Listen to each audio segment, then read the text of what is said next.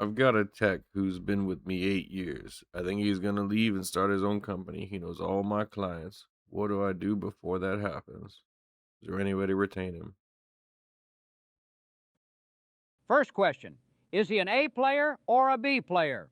Because the answer to retention is completely different depending on which one he is. If he's an A player, you've already made your mistake.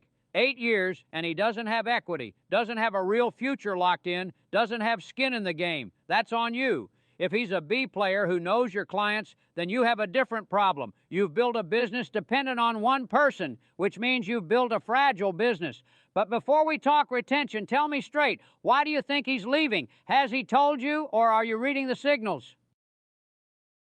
Jack's right about the A or B question, but there's something before that. 8 years is a long time.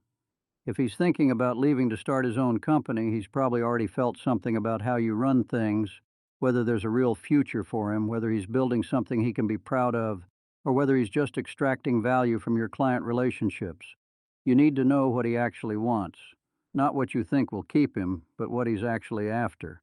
That conversation either happens now or it doesn't happen at all. You're thinking about this backwards. You're thinking about retention as something you do to him, equity offers, golden handcuffs, non competes. But he's already made the decision emotionally. He's thinking about his own future, his own independence, his own vision. Before you offer him anything, you have to hear what he actually wants to build. Not to convince him to stay, but to understand whether there's any version of staying that would satisfy what he's actually after. If you can't have that conversation without defensiveness, you've already lost him. And here's what you need to think about structurally. If your business cannot survive the departure of one person, even a very good one, then you don't have a business. You have a job that employs other people. That's worth fixing, regardless of whether he stays or leaves. The real retention question isn't how to keep him, it's whether you're building an organization where an ambitious, capable person would want to stay and grow, or whether you're building something he needs to leave in order to build what he actually wants. Those are two different questions, and they have two different answers. Is there any way that, he can branch out and we can still somehow coordinate or collaborate together so that I'm not feeling like I'm just losing? Stop there. The first question isn't how to keep him or how to collaborate with him, it's whether you actually want to. You're asking me how to retain someone who wants to leave, and that tells me you haven't faced the real decision yet. Do you believe he's a core part of your business, or are you afraid of losing him because he knows your clients? Those are completely different problems with completely different answers. Jack's right to push on that, but let me reframe it. What you're describing isn't retention, it's dependency.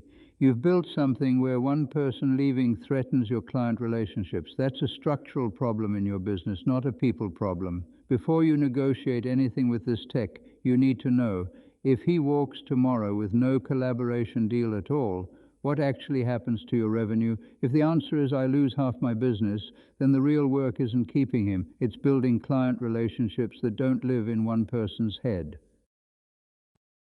Both of those things are true, and they matter.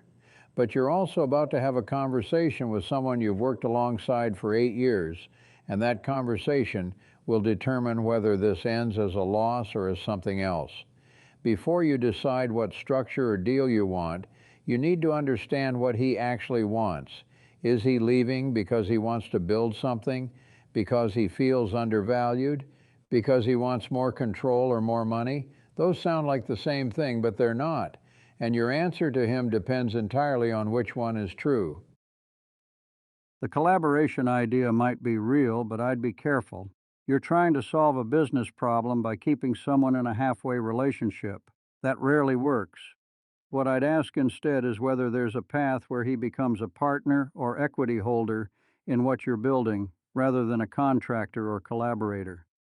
If he's been with you 8 years and he's thinking about leaving, he's probably thinking about ownership, not about working for you in a different format. That's the conversation worth having.